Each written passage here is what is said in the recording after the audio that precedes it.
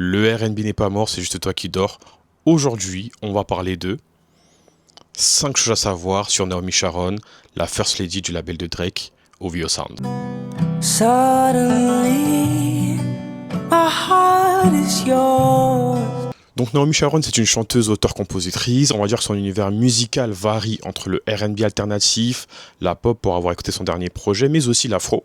Parce que dans son avant-dernier projet, elle avait fait un son avec Omale. Quand on regarde l'environnement dans lequel elle a grandi, on peut comprendre son attache à la musique. Son père est DJ, il me semble qu'une de ses tantes chante et sa mère aussi. Ce qui pousse forcément durant sa jeunesse à aller dans les comédies musicales. Elle a fait Le Roi Lion, Schmiger, Tina Turner, et elle est même passée dans la version néerlandaise de l'émission The Voice.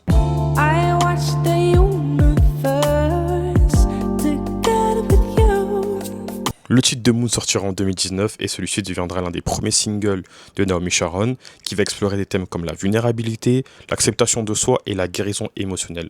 Des sujets qui vont vraiment devenir la signature de Naomi Sharon. Ici, la lune symbolise l'introspection et c'est d'ailleurs pas un hasard parce que chez elle, la nature, ça va vraiment être son langage pour raconter ses émotions, son évolution personnelle et une approche qu'on va vraiment retrouver tout le long de sa discographie. En parlant d'approche et d'émotion, ça tombe très bien parce qu'en 2023, elle signera dans le label de Drake, OVO Sounds, et le premier projet qui sortira sera Obsidian, qui n'est d'autre qu'une pierre volcanique qui est associée à tout ce qui est protection, guérison et transformation. Donc tous ces éléments-là dont je vous ai donné, ça fait vraiment partie de Naomi Sharon. La nature, les émotions, et ça, elle le retranscrit très bien au niveau de son image, au niveau de ses clips, au niveau de ses covers d'albums, et aussi au niveau de sa musique. Parce que oui, la musique de Naomi Sharon, elle a sa particularité. Elle a son univers, des prods assez aériennes. Elle laisse beaucoup de place à sa voix comme un instrument.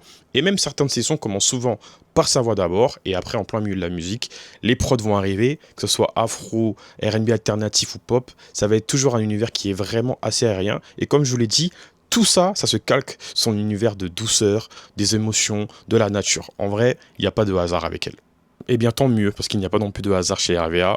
5e et dernier point, au moment où je parle, elle fera un concert dans la salle du Trianon de Paris le 31 octobre 2026. Et au moment où je parle également, son dernier album No Sleep in Paradise est désormais disponible.